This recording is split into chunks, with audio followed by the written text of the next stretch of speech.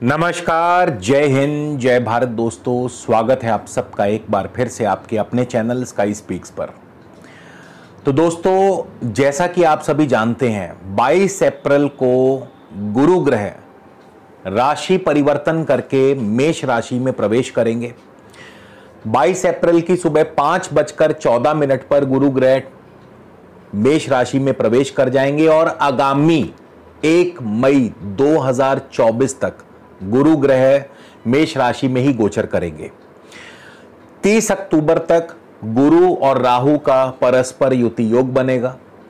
गुरु और राहु के इस योग पर शनि की अष्टम भाव से दृष्टि रहेगी। जी हां, मैं बात कर रहा हूं कर्क लगन, कर्क राशि वालों के लिए गुरु का ये गोचर आपके लिए कैसा फल देगा। यानी गुरु दशम भाव में आपके पधारने वाले हैं, सबसे बली केंद्र भाव में गुरु आने वाले हैं और केंद्र भाव में आने वाले गुरु आपके लिए क्या क्या सौगात लेकर के आए हैं। गुरु दशम भाव में भाग्येश होकर के आए हैं, उत्कृष्ट राजयोग का निर्माण करते हैं, मिट्टी से भी सोना बनेगा। जी हां, ऐसा गुरु आपको फल देने वाले हैं। तो गुरु का अपना फल कैसा रहेगा, गुरु का राहु के साथ क्या फल होगा, गुरु का शनि की जो दृष्टि आ रही है गुरु पर, वो आपको कैसा फल प्रदान करेगी, गुरु की द्वितीय, चौथे और छठे भाव पर जो दृष्टि है उसका क्या प्रभाव रहेगा। और यहीं तक बात खत्म नहीं हो जाएगी। गुरु जो हैं अश्वनी, भरणी और कृतिका नक्षत्र से गोचर करेंगे, तो इन नक्षत्रों में गुरु का गोचर आपको क्या प्रभाव देगा। तो आज का ये वीडियो बहुत खास, बहुत दिलचस्प होने वाला है। कहीं भी जाइएगा मत दोस्तों, वीडियो को शुरू से लेकर अंत तक जरूर देखिएगा, तभी आपको भली भांति ये गोचर फल समझ में आएगा। तो अगर आपने अब तक हमारे चैनल को सब्सक्राइब नहीं किया तो कृपया चैनल को सब्सक्राइब कर ले और बेल आइकन वाला बटन जरूर दबाइएगा, ताकि सबसे पहले और समय पर आपको हमारे वीडियोस जो हैं वो मिलते रहें दोस्तों। इसके अलावा पर्सनल कंसल्टेशन के लिए स्क्रीन पर दिए नंबर पर आप ऑफिस टाइमिंग में संपर्क कर सकते हैं या व्हाट्सएप के माध्यम से मैसेज भेज करके आप जानकारी मंगवा सकते हैं, शुल्क लागू रहेंगे। तो चलिए आगे बढ़ते हैं और आज का ये जो गोचर है, प्रथम दृष्टया इसे कर्क लगन से ही देखने का प्रयास कीजिए। कर्क लगन पर आधारित है, लेकिन अगर आपको अपना लगन ज्ञात नहीं है तो आप इसे अपनी चंद्र राशि यानी मून साइन कर्क से देख सकते हैं। और गुरु जो है 22 अप्रैल को मेष राशि और साथ ही साथ अश्वनी नक्षत्र में प्रवेश करेंगे। 21 जून को गुरु भरणी शुक्र के नक्षत्र में आएंगे, 4 सितंबर को वक्री होंगे, 26 नवंबर को वापस अश्वनी नक्षत्र में प्रवेश करेंगे, 31 दिसंबर को गुरु मार्गी हो जाएंगे, 3 फरवरी 2024 को गुरु भरणी शुक्र के नक्षत्र में वापस आएंगे और 17 अप्रैल को कृतिका यानी सूर्य के नक्षत्र में प्रवेश करेंगे। गुरु और राहु का चांडाल योग भी बनेगा 30 अक्टूबर तक। लेकिन क्या वाकई गुरु और राहु का चांडाल योग इतने लंबे अरसे तक आपको बुरा फल देगा? तो जी नहीं। गुरु और राहु में 6 डिग्री का जो अंतर है, 6 डिग्री का जो दूरी है, वो 5 मई से 22 जून तक रहेगी। तो गुरु राहु की जो ये अंशात्मक युति है, इस दौरान गुरु और राहु का जो अशुभ फल है वो आपको मिल सकता है और चांडाल योग का फल जो है आपको मिल सकता है। तो चलिए सबसे पहले हम बात करते हैं गुरु का दशम भाव में, क्योंकि भाग्य भाव के स्वामी होकर के गुरु दशम भाव में बैठे हैं। कर्क लगन वालों के लिए गुरु जो हैं सबसे ज्यादा योग कारक ग्रह बन जाते हैं भाग्य भाव के स्वामी होने के नाते। और जब भाग्येश दशम भाव में आके बैठता है और गुरु जो अपनी मित्र राशि में बैठे हैं, अग्नि तत्व राशि में बैठे हैं, तो अग्नि तत्व राशि में गुरु सबसे ज्यादा बली और प्रभावशाली हो जाते हैं। और गुरु का भाग्य भाव में बैठना ही अपने आप में एक उत्कृष्ट राजयोग का निर्माण करता है। और कैसे गुरु आपको फल देंगे? गुरु आपको हर कार्य में सफलता प्रदान करते हैं, संपन्नता प्रदान करते हैं। आप धार्मिक होते हैं, आप धार्मिक कार्यों में बहुत बढ़ चढ़ करके हिस्सा लेते हैं, सदाचारी बनते हैं, यानी सदाचार पर आप पूरा पालन करते हैं। इसके अलावा गुरु आपको नीति निपुण भी बनाते हैं। नीति निपुण यानी कुशल मैनेजमेंट स्किल्स आपको देते हैं। मतलब आप जिस भी कार्य में हैं, जिस भी नौकरी में हैं, जो भी व्यापार आप करते हैं उसको बहुत सुचारू ढंग से आप चला पाते हैं, और इसी वजह से आपकी तरक्की होती है, इसी वजह से आपकी धन की वृद्धि होती है, इसी वजह से आपको वैभव मिलता है, और इसी कार्य कुशलता की वजह से आपको कोई बड़ा महत्वपूर्ण पद भी सौंपा जा सकता है, यानी प्रमोशन के भी पूरे पूरे चांस जो हैं आपको बनते हैं। गुरु दशम भाव में आपके व्यक्तित्व को प्रभावशाली बनाते हैं, आकर्षक व्यक्तित्व होता है, लोग बरबस ही सहसा ही आपकी तरफ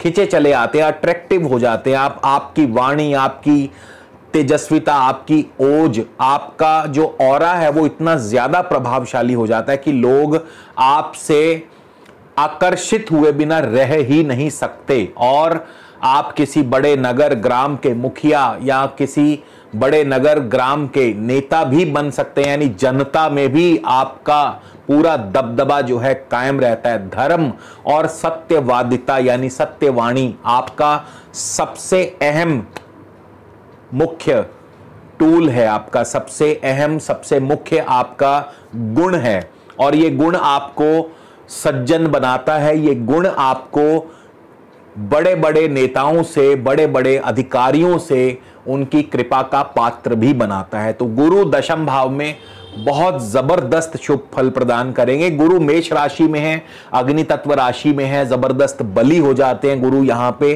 प्रभावशाली हो जाते हैं, और इसके अलावा बड़े बड़े हाई ऑफिशियल्स के साथ आपके अच्छे मधुर संबंध भी बनाते हैं।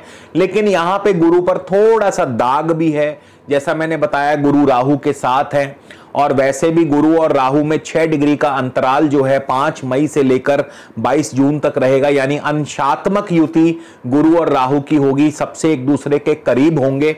और इसके अलावा अष्टम भाव से अष्टमेश शनि की दृष्टि भी है गुरु के ऊपर, तो ऐसे में गुरु इस दौरान किसी ना किसी कानूनी पचड़े में भी आपको फंसा सकते हैं, यानी आपको अनैतिक कार्यों से बहुत दूर रहना है। आपको इन कार्यों से जितना आप दूर रहेंगे उतना ही आप मुश्किलात में नहीं फंसेंगे, विघ्न और बाधाओं में आप नहीं फंसेंगे। आपके शनि की दृष्टि की वजह से या राहु के साथ होने की वजह से विघ्न और बाधाएं भी आएंगी, और कार्यों में आपको धन हानि भी होगी।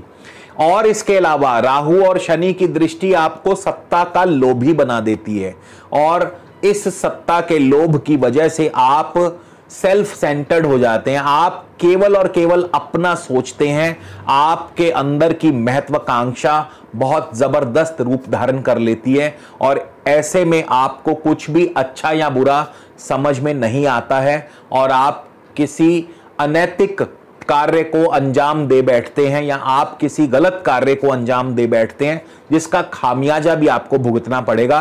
तो आपको शनि और राहु के इस प्रभाव से बचना होगा। इसके अलावा बृहस्पति की धन भाव पर दृष्टि है, और यह धन भाव पर दृष्टि किसी बहुत बड़े कार्य से आपको धन दिलवा सकती है, ह्यूज इनकम, और अगर मैं गलत नहीं हूं तो मैं ये भी कह सकता हूं छप्पर फाड़ कर धन आपको मिल सकता है।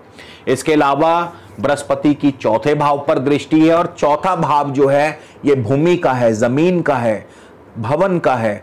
चौथा भाव नई भूमि का योग दिला सकते हैं, नई भूमि, नया भवन, नया वाहन सुख आपको मिल सकता है। चौथा भाव एग्रीकल्चर है, इसीलिए मैंने कहा था कृषि कार्यों से आपको भरपूर धन लाभ होगा, यानी मिट्टी से भी आपको सोना मिलेगा। तो यहां पे चौथे भाव पर गुरु की दृष्टि आपको बहुत जबरदस्त फल देने वाली है। इसके बाद छठे भाव पर गुरु की दृष्टि है, और छठे भाव में गुरु की दृष्टि आपकी नौकरी में तरक्की को सुनिश्चित करती है, लेकिन साथ ही साथ गुरु अपनी राशि को देख रहे हैं, तो ऐसे में ऋण, रोग और शत्रु, क्योंकि अपनी राशि को जब कोई ग्रह देखता है, और वैसे भी गुरु की दृष्टि तो वैसे ही बहुत शुभ मानी गई है, तो जाहिर सी बात है छठा भाव रोग स्थान है, तो गुरु रोग को भी वृद्धि कर देते हैं, यानी आपको अपने खान पान का बहुत ध्यान रखना होगा, अन्यथा कोलेस्ट्रॉल की प्रॉब्लम आपको आ सकती है। इसके अलावा शत्रु वर्ग आपको परेशान कर सकता है, वैसे भी शनि राहु के साथ बैठे हैं तो शत्रु वर्ग भी आपको परेशान कर सकता है, जैसा मैंने बताया कानूनी पचड़े आपको परेशान कर सकते हैं, और इसके अलावा ऋण आदि की सुविधा भी आपको प्राप्त हो सकती है।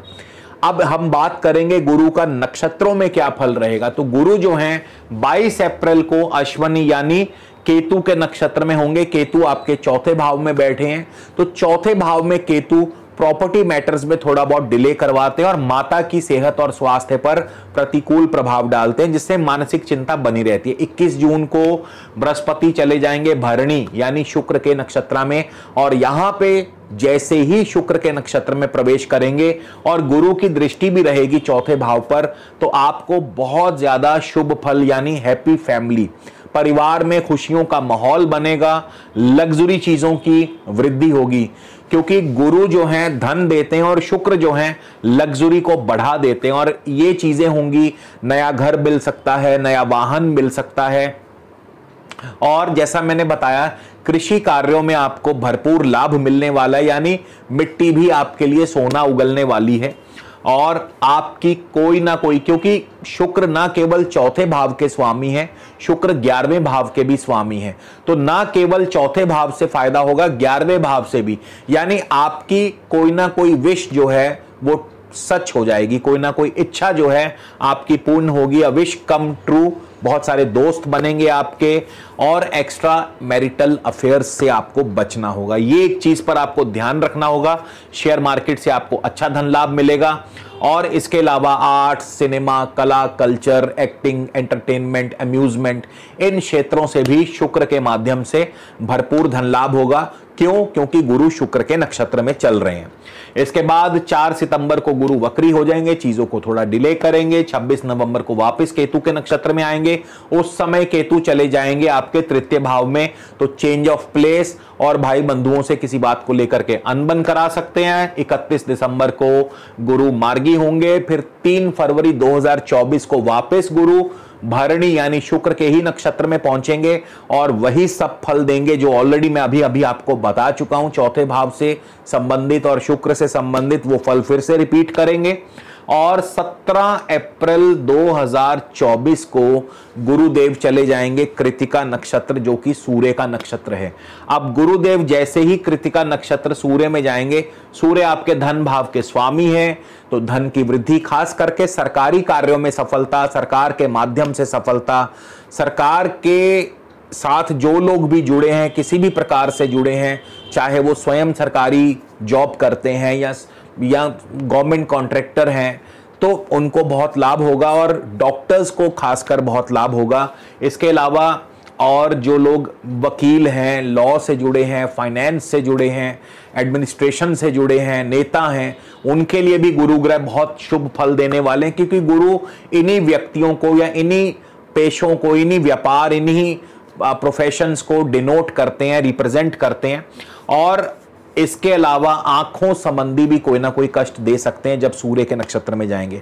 अब बात करते हैं गुरु के लिए क्या उपाय किया जाना चाहिए। तो गुरु के लिए सबसे बढ़िया उपाय, एक तो आपको ड्रिंक बिल्कुल नहीं लेना है, नो ड्रिंक, नो नॉनवेज, यानी मांस मछली आदि से आपको दूर रहना है, और हो सके तो रोजाना केसर या हल्दी का तिलक लगाते रहें। तो इससे गुरु के शुभ प्रभाव और भी ज्यादा बढ़ेंगे और शनि राहु के अशुभ प्रभाव कम होंगे। तो इसी के साथ दोस्तों विदा लेता हूं, अगले वीडियो में फिर मिलेंगे। नमस्कार, जय हिंद, जय भारत।